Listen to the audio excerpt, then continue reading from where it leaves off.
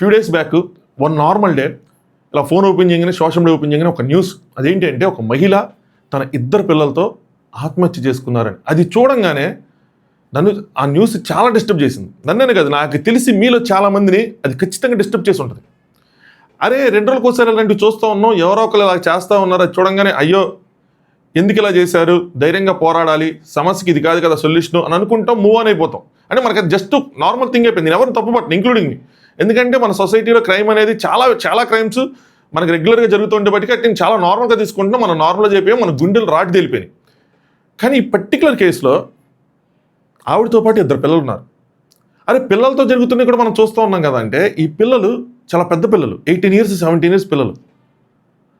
వాళ్ళిద్దరితో ఆవిడ అలా చేసుకున్నారంటే అది చాలామందిని కలిచివేసింది. అంత కష్టం ఆవిడకి ఏమొచ్చి ఉంటుంది, ఏం జరిగి ఉంటుంది అని చెప్పి దీని మీద చాలా ఛానల్స్, చాలా కథనాలు తెలిసిందేగా, వడ్డిచ్చాయి కొన్ని దారుణమైన కథనాలు. అంటే మన మైండ్ సెట్లు అలా అయిపోయినాయా, లేదంటే మనమే ఎలా ఉన్నామా అన్నది అర్థం కావట్లేదు. ఫస్ట్ థింగ్ ఎవరైనా లేడీ ఇలా జరిగింది అనగానే, ఒక మహిళ అనగానే ఫస్ట్ థింగ్ అందరి మైండ్లోకి ఎంటర్ అవుతుంది ఏంటి అంటే ఒక ఎఫ్ఐఆర్, ఇంక్లూడింగ్ మీ. నన్ను అందరం, మెజారిటీ ఆఫ్ ద పీపుల్, నేనే మహాత్మా గాంధీని లేదంటే వివేకానందుని కాదు, నేను కూడా అంతే మామూలు సాధారణ మనిషిని. మనందరూ అంటే మనం అలా ట్యూన్ చేసేసుకున్నాం మన మైండ్స్ని. మార్చుకోవాలి మనం. ఈ సంఘటన మనకి చాలా విషయాలు నేర్పిస్తుంది. ఇది నేను ఎందుకు చెప్తున్నానంటే ఇది జస్ట్ ఏం జరిగింది, చివరికి పోలీసులు ఏం తేల్చారు, కేసు ఏమైంది, దాని గురించి మాత్రమే కాదు.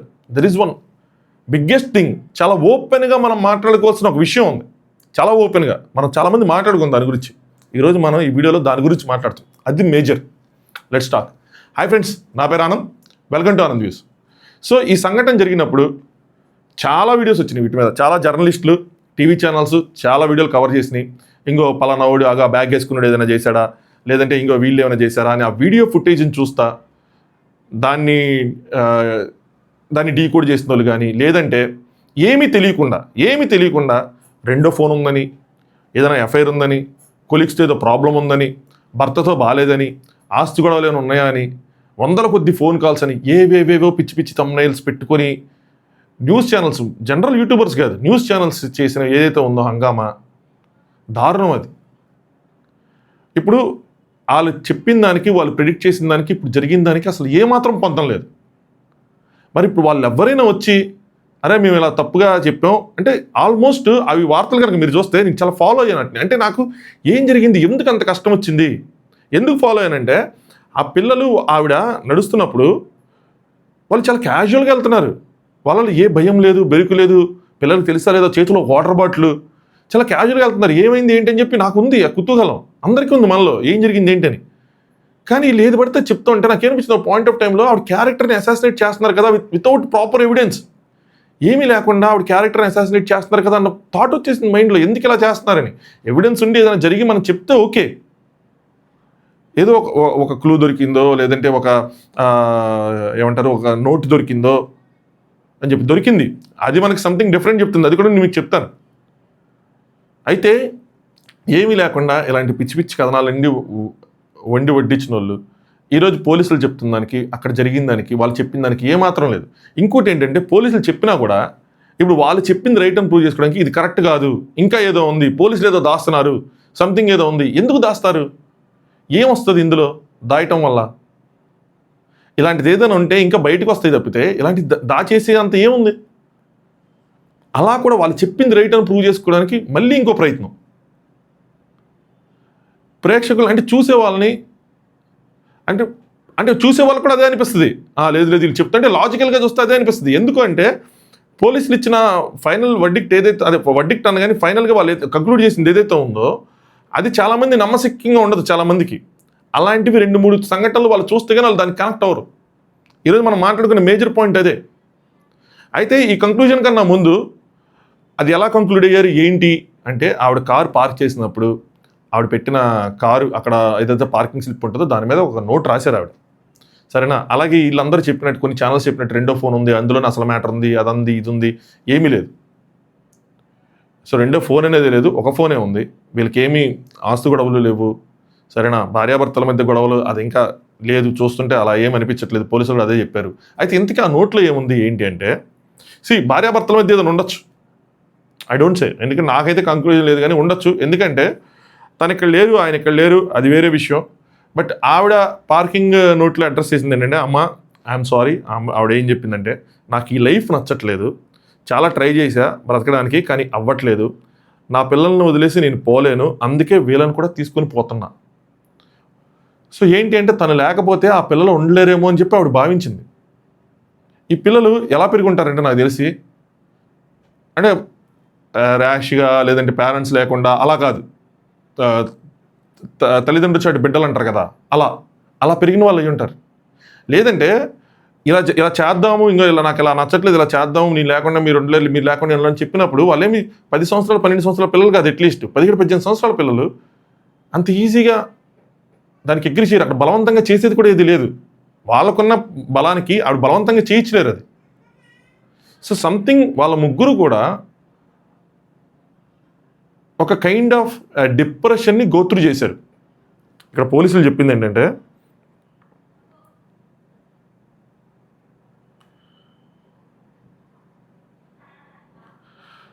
వాళ్ళు చెప్పింది ఏంటంటే ఆవిడ ఆత్మహత్యకు కారణం డిప్రెషన్, మానసిక వేదన.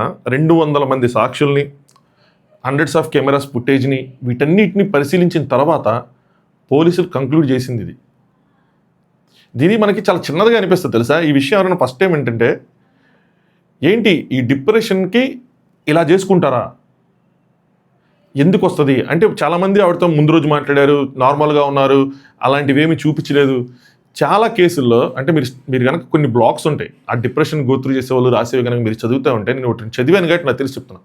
చాలా కేసుల్లో వాళ్ళు బయటికి చాలా నార్మల్గా బిహేవ్ చేస్తారు. వాళ్ళకి అది ఎందుకు ఉంటుందంటే దానికి చాలా రీజన్స్ ఉండొచ్చు.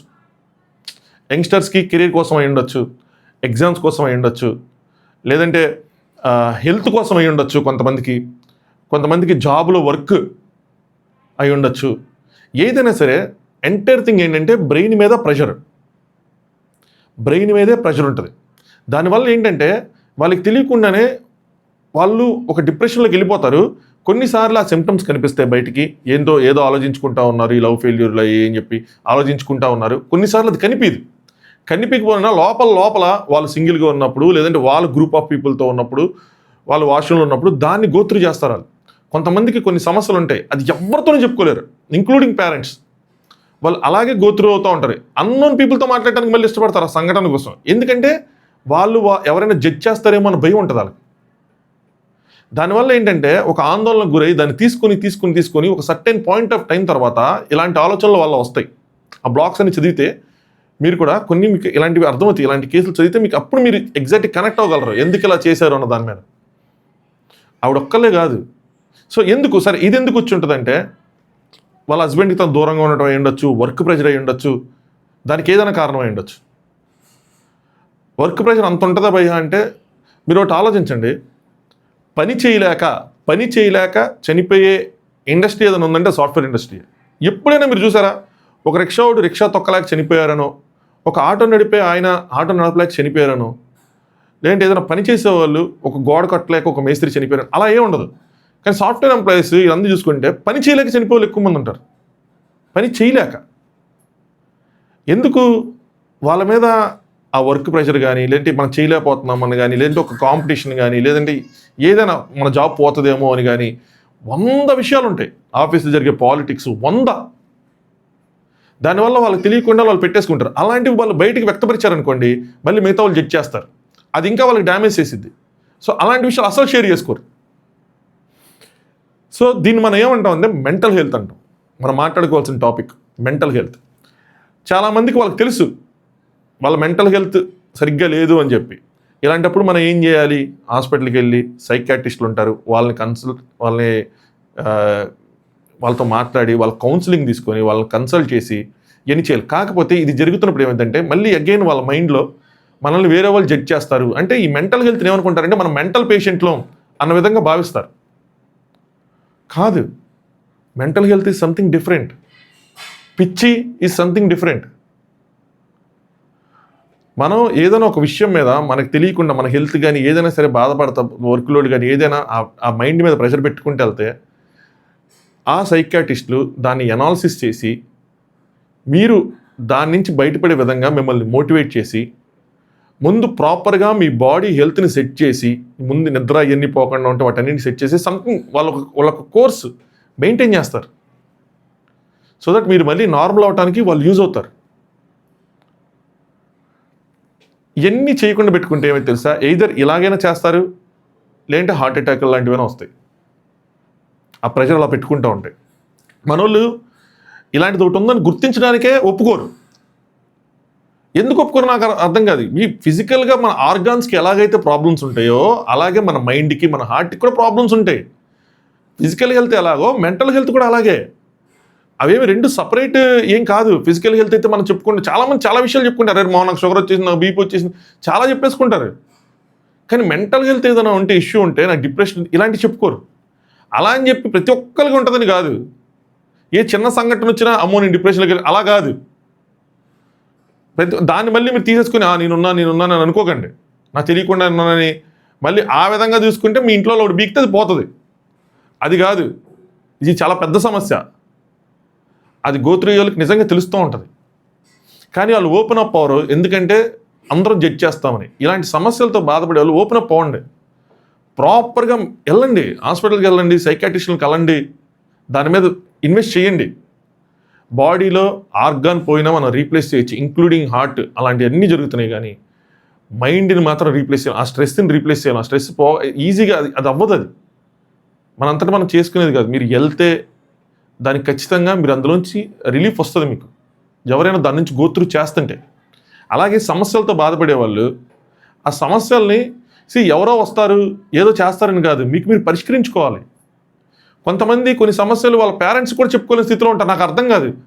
మనం ఏమనుకుంటాం తెలుసా, ఈ జెన్జీ లేదంటే మనం మిలీనియల్స్ కానీ జెన్జీ కానీ మన పేరెంట్స్కి మనకన్నా ఎక్కువ తెలియదు అనుకుంటాం. యాక్చువల్గా వాళ్ళకి మనకన్నా ఎక్కువ తెలుసు. కానీ వాళ్ళు మనతో డిస్కస్ చేయకపోవడం వల్ల, లేదంటే వాళ్ళకి మనకు తెలిసినట్టు మాట్లాడకపోవడం వల్ల మనం వాళ్ళకేం తెలియదు అనుకుంటాం. ఈ సమస్యలు మన పేరెంట్స్ చెప్తే వాళ్ళు మనల్ని ఇంకోటి ఏదో చేస్తారు, నా చదువు మానిపించేస్తారు, నా ఉద్యోగం మానిపించేస్తారు, లేదంటే వాళ్ళని జడ్జ్ చేస్తారు, లేదా పెళ్లి చేస్తారు, ఇలా ఆలోచిస్తాం. ప్రాపర్గా చెప్తే అర్థం చేసుకుంటారు అందరు పేరెంట్స్, మ్యాక్సిమం 90%. ఎవరైతే స్టూడెంట్స్ ఇప్పుడిప్పుడే పెళ్లి కాని వాళ్ళు ఎవరైనా ఉంటే పేరెంట్స్తో మాట్లాడటం, పెళ్ళైన వాళ్ళు ఫ్యామిలీలో డిస్కస్ చేసుకోవటం, ఫ్రెండ్స్ బెస్ట్ ఫ్రెండ్స్ వాళ్ళతో ఓపెన్ అప్ అయి కొన్ని విషయాలు షేర్ చేసుకోవటం. సో ఒక గైడెన్స్ అనేది మీకు దొరుకుతుంది, మీ చుట్టూనే ఉంటారు. మీరు సాల్వ్ చేసుకోవాలి. అంటే కానీ ఇలాంటివి సొల్యూషన్స్ కాదు. సో డబ్బు సమస్య కాదు, కెరీర్ సమస్య కాదు, ఏది లేకపోయినా అలా జరిగిందంటే ఎంత డిప్రెషన్ వాళ్ళు గోత్రు చేసి ఉంటారు అన్నది మనం ఆలోచించాలి. అంతేగాని ఏదో ఉంది దాన్ని తిప్పి ఇంకా మనం చెప్పి రైట్ అని చెప్పి ప్రూవ్ చేయడానికి కొంతమంది దాన్ని ట్రై చేసి, మేజర్ పాయింట్ ఆ ఎంటైర్ కేసులో మాట్లాడుకోవాల్సిన విషయం ఏదైనా ఉందంటే ఈ మెంటల్ హెల్త్ కోసం మాట్లాడుకోవాలి. దాన్ని ఎలా మనం ఓపెన్గా డిస్కస్ చేయగలం, దానికి పరిష్కారాలు ఏంటి, దానికి ఎవరు సహాయం చేయగలరు, ఎలాంటి హాస్పిటల్స్ ఉన్నాయి, ఎలాంటి డాక్టర్స్ ఉన్నారు, అలాంటి వస్తే ఎక్కడికి వెళ్ళాలి, అలాంటి గైడెన్స్ గురించి మాట్లాడుకోవాలి మీడియాలో దీని తర్వాత. బట్ లేదు, దాని చుట్టూనే ఉన్నారు. ఇంకా వాళ్ళు చెప్పింది రైట్, వాళ్ళు పట్టిన కుందేలకు 3 కాళ్ళన్న సిచ్యువేషన్లోనే ఉన్నారు. డిప్రెషన్ అంటే ఏంటి, ఇలాంటి డిబేట్లు ఏం జరగట్లేదు. ఇది జరగాలి. ఈ కేసు నుంచి మనం నేర్చుకోవాలి, మనం మాట్లాడాలంటే ఇది మనం డ్రా చేసుకోవాల్సింది. సో నేను ఒక బేసిక్ ఐడియా మీకు ఇద్దామని వీడియో చేశాను. అదర్వైజ్ ఇది ఒక కేసు. ఇది ఇలాంటివి మన ఛానల్స్లో మాట్లాడుకోవాల్సిన మామూలుగా కేసు ఇలా అయింది, లేదంటే ఇంకో ఇలాంటి పోలీసులు దీన్ని అక్కడ చేశారు, దీని గురించి కాదు. అది మాట్లాడుకోవాల్సిన నెసిటీ లేదు, దానికి న్యూస్ ఛానల్స్ ఉన్నాయి, అన్నీ ఉన్నాయి. బట్ మనం డిరైవ్ చేయాల్సిన పాయింట్ ఇది ఇందులో నుంచి. సో అలాంటి సిమ్టమ్స్ మీకుంటే ఖచ్చితంగా టాక్ టు ఏ సైకాట్రిస్ట్, దాని మీద ఇన్వెస్ట్ చేయండి. మన జీవితంలో మన జాబ్ పోయినా, మనతో క్లోజ్గా ఉన్న వాళ్ళు పోయినా, మన దగ్గర ఉన్న డబ్బులు పోయినా ఎంతో కొంత లూజ్ అయినట్టు. కానీ హెల్త్ పోతే మాత్రం మొత్తం పోయినట్టే. హెల్త్ను ఫస్ట్ ప్రయారిటీలో ఉంచుకోండి. అది ఎప్పుడు ఫస్ట్ ప్రయారిటీలో ఉండాలి. మీ వైఫ్, పిల్లలు, తల్లిదండ్రులు అందరికన్నా ముందు కూడా నేను ఎప్పుడు కూడా నా హెల్త్ ఫస్ట్ ప్రయారిటీలో ఉండాలని కోరుకుంటా. ఎందుకు, నేను బాగుంటే మిగతా వాళ్ళందరూ ఆటోమేటిక్గా బాగుంటారు. నేనే బాగాలేకపోతే సిస్టమ్ ఆ ప్రాసెస్లో, ఆ సిస్టంలో ఫస్ట్ ఉన్న వ్యక్తిని నేను. సో మనం బాగుండాలి ఫస్ట్, మన హెల్త్ బాగుండాలి. మనం బాగుండాలంటే మన హెల్త్ బాగుండాలి, ఫిజికల్గా, మెంటల్గా, అన్ని విధాలుగా నేను పర్ఫెక్ట్గా బ్యాలెన్స్డ్గా ఉంటే నేను తీసుకునే డెసిషన్స్ ఏవైనా సరే అందరినీ కరెక్ట్గా, అన్నీ కరెక్ట్గా ఉంటాయి ఇంకా అక్కడి నుంచి. సో దాని మీద ఇన్వెస్ట్ చేయండి. అలాంటి ప్రాబ్లమ్స్ ఉంటే ఓపెన్ అప్ అవ్వండి, మాట్లాడండి, డాక్టర్స్ని కన్సల్ట్ చేయండి. మీకు తెలియకపోతే జస్ట్ ఏదో ఒక హాస్పిటల్కి వెళ్ళిపోండి. జనరల్ ఫీస్ట్ ఉంటారు కదా, వాళ్ళతో చెప్తే 500 వాళ్ళు తీసుకుంటారు, కానీ వాళ్ళు ప్రాపర్గా మిమ్మల్ని గైడ్ చేస్తారు. మంచి సైకాట్రిస్ట్ వాళ్ళ ప్రాబ్లమ్స్ చెప్తే వాళ్ళు గైడ్ చేస్తారు. అసలు మీకు మీరు యోగా చేసుకొని మెడిటేషన్ చేసుకొని కూడా మీరు సాల్వ్ చేసుకోవచ్చు. అలాంటి థాట్స్ మీకు ఉంటే మీరు యోగా మెడిటేషన్తో స్టార్ట్ చేయండి. దానికోసం కూడా ఇన్వెస్ట్ చేయాల్సిన నెసిటీ లేదు. ఈ యోగా మ్యాట్లు ఎన్ని కొనుక్కోవాల్సిన నెసిటీ లేదు. యూట్యూబ్లో కొడితే మంచి మ్యూజిక్ వీడియోస్, యోగా ఎలా చేయాలి, మెడిటేషన్ ఎలా చేయాలి ఉంటాయి. అలాంటివి చేసుకున్నా మీకు ఒక రిలీఫ్ వస్తుంది. బేస్లో ఉన్నప్పుడే మీరు దాన్ని కంట్రోల్ చేసుకోవచ్చు. అంతే. ఈ ప్రపంచంలో ఏ ప్రాబ్లం కూడా సాల్వ్ చేయలేని ప్రాబ్లం అంటే ఏది లేదు. మనకొచ్చేవి. మనమేమి నాసా సైంటిస్టులు లేదంటే ఇంకోటో ఏం చేయట్లేదు. అలాంటి పెద్ద ప్రాబ్లమ్స్ కదా, మన జీవితంలో వచ్చే మామూలు ప్రాబ్లమ్స్ ఇవన్నీ అన్నీ మనం ఎదుర్కోగలం. మీరు ఎదుర్కోగలరు. కొన్నిసార్లు ఏంటంటే టైం సాల్వ్ చేస్తుంది. ఆ టైం ఇవ్వాలి మనం. ఇలాంటి డెసిషన్స్ తీసుకోవటం కాదు. ఇలాంటివి చేయకండి. మీకేమైనా సమస్యలు ఉంటే దాని మీద పోరాడండి, గట్టిగా మాట్లాడండి. మెంటల్ హెల్త్ మీద ఫోకస్ చేయండి. ఫిజికల్ హెల్త్ అంత ఇంపార్టెంట్, మెంటల్ హెల్త్ కూడా అంతే ఇంపార్టెంట్. మీ చుట్టుపక్కల ఎవరైనా ఇలాంటి వాటితో బాధపడతా ఉంటే వాళ్ళని ఎక్కిరించకండి, వాళ్ళని జడ్జ్ చేయకండి, వాళ్ళని ప్రాపర్గా గైడ్ చేయండి, వాళ్ళని మోటివేట్ చేయండి. ఐ హోప్ మీ అందరికీ అర్థమైంది అనుకుంటున్నాను. అది ఈ video motive. Thanks for watching. Anand views.